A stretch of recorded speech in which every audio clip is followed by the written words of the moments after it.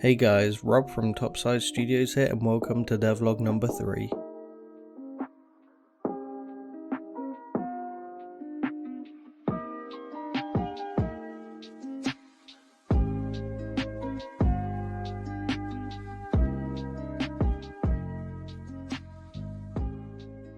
So here we are back in Unity, and one of the first things I updated at the end of last week was to add a fade transition between scenes and when loading into the game. So the basic way this works is through using a big black box over the UI and two animations, a fade in and a fade out. So the fading starts with the black and the opacity to be full, and then by the end of it it's 0, and then the opposite for the fade out. It's worth mentioning that to do this method I chose to untick raycast target to allow buttons to still work whilst this is loaded. Another option would be to do set up some code to set active to false to unload essentially the black box during the scene and then load it in towards the end, and that would probably work better, and I might change it to that because then I can leave raycast target on and it would actively block the clicking of buttons during part of the animation, which is a small bug I've got now. If you click different buttons during the animation, the whole game kind of messes up. So as you can see in the animator here, I have fade in set as default, so it will just enter straight into fade in. So when the scene loads and this is on the scene, it will just fade straight in, go from black to nothing. And then fade out is set through a transition with the parameter end scene. So if we jump into the script, I'll show you where I invoke that and set that to true to allow fade out.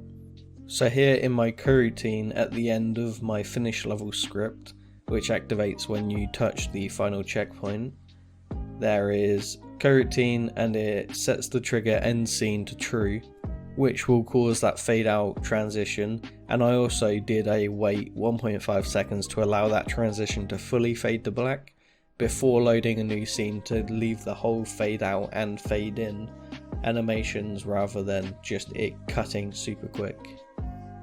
So this method, whilst is only currently a black fade in and out, can in the future be made into loads of cool custom animations or loading screens essentially, or small little like shutters shutting and opening, or like a screen falling down and up, or just any transition you can think of. You can add this in two parts, the start and the end, and the key is to make sure that the middles connect, so you've got a frame overlap between the fade out and then the fade in to make it smooth between the two and it's not jumping halfway through the animation.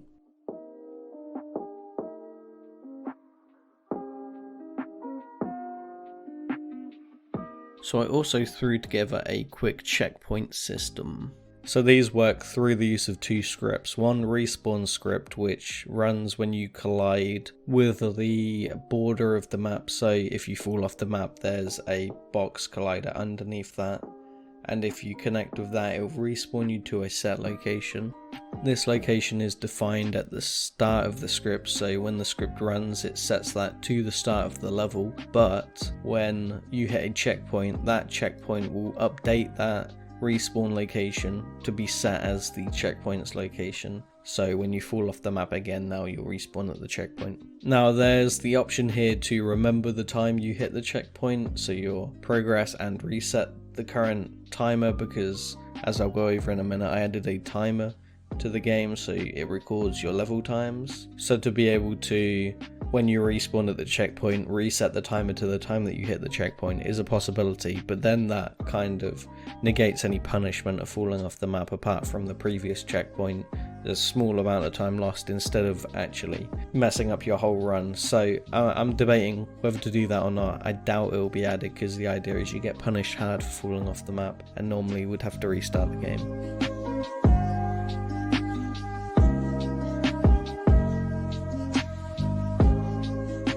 So another thing I added this week was a countdown timer at the start of the level, along with a full level timer to record the time taken to complete the level from start to finish, and starting just after the countdown timer has finished.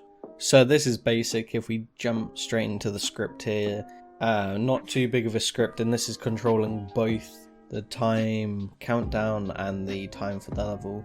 So at the start I just set a time remaining, which is the countdown time, and you do time.delta time, so it just takes the time off every second since the last frame until that time reaches. I set it to less than 0.5. It just seems to give a cleaner countdown and it feels more snappy at the start, but you can mess around with this, and when the time is below that, it unpauses the movement and sets the text to false, so the displaying of the countdown timer disappears when you can move. And then within this I set a little if statement, so it takes the timer that, again, in the background, this timer starts at 4 and it counts down, but it will keep counting into the negative, and the player can move at plus 0.5. So the way this works is, say you finish the time and you're at minus 20 seconds on the timer, this gets multiplied by -1 to give you a positive time, and then 0.5 is added on to make up for the 0.5 extra time at the start that I added. So this is basically a way to calculate the time it took to complete the level, and it all ties into the same script as the timed countdown at the start. So I'll jump into Unity and just give you a quick example of how this works. So as you can see, when we start the level, a countdown timer 3, 2, 1 starts. When the 1 disappears, you're allowed to move. In the top left, the timer starts when that countdown finishes, and that is essentially your level time, which then you'll run to the end of the level, as I'm doing here. Once the level's finished, the timer in the top left stops, we get pulled back to the level scene, and the time for the level gets recorded in the level time plate next to the level number, and in this case level 2 has now been unlocked.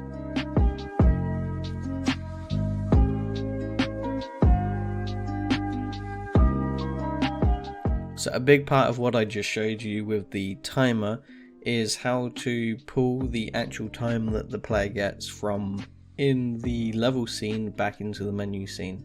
So the way I did this, and it's a bit of a cheap way, or people say it's not too good, but in my case it's working perfectly well, and I don't really see any downsides, but I should probably look into it more. So the way I did it was using don't destroy on load. So here's my stored variable script, and this is the script that I'm using to pull variables back and forth between different scenes.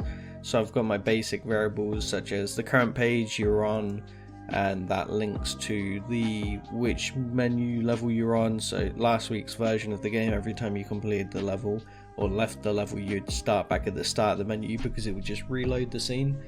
But this way that I've done it, it takes you back to the level select page because it remembers the current page you're on. This also remembers the number of levels you've unlocked, so it can lock certain levels if you haven't completed it. So complete 1 and 2 unlocks as I've shown previously.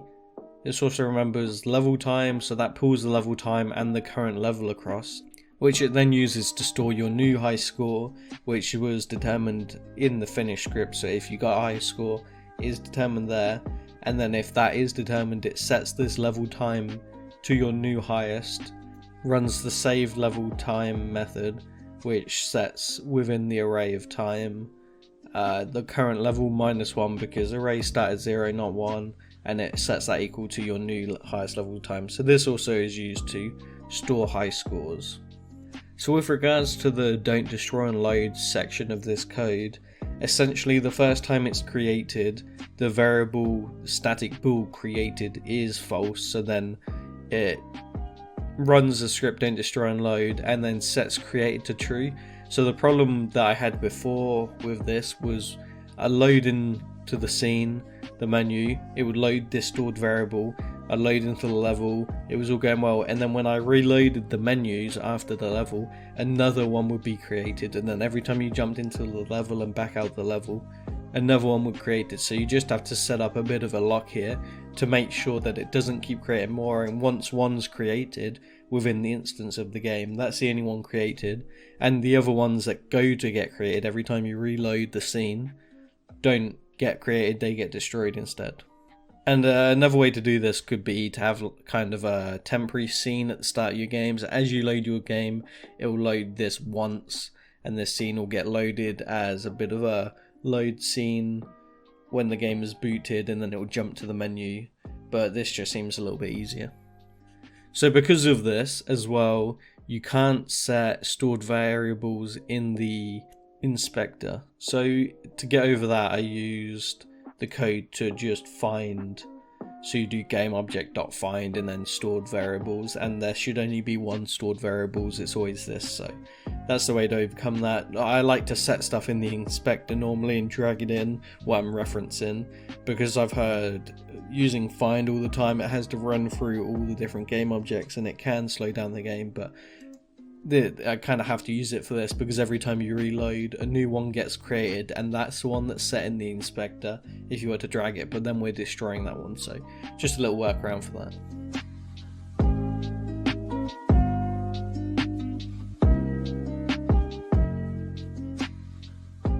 And then lastly, and this links pretty heavily into the timer as well as the stored variables, I think I'll just go over my finish level script just super quick. So essentially I attach this to the level gem or whatever the finish line is, whatever hitbox you want, or 2D collider.